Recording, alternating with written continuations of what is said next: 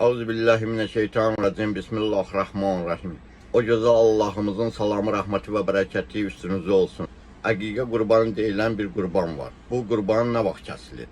Bu qurban o vaxt kəsilir ki, necə ki o gözəl Allah'ımız bizlərə övlad nəsib edir.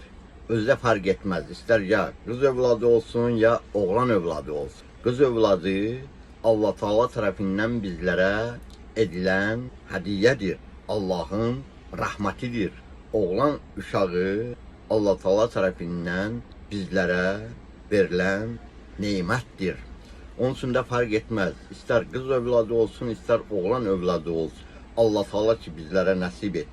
O övlad ki dünyaya gəldi, yəni uşaq doğuldu. Uşaq doğulduqdan sonra bu əqiqə qurbanı kəsilir. Bu əqiqə qurbanı ki kəsirəm, kəsilən zaman niyyət də belə olmalıdır. Tükü tükünün, əti ətinin, sümüyü sümüyünün, qanı qanının, dərisi dərisinin müqabilində qərar verirəm. Ya Allah, bu əqiqəni bir qoruyucu qərar ver.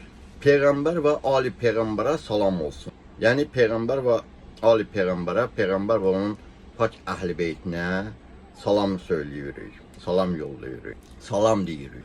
Yaxşı olar ki, bu kəsilən qurbanın ətindən ata və ana yeməsin. Daha yaxşı olar ki, ümumiyyətlə bu ətdən ailə üzvləri yeməsin.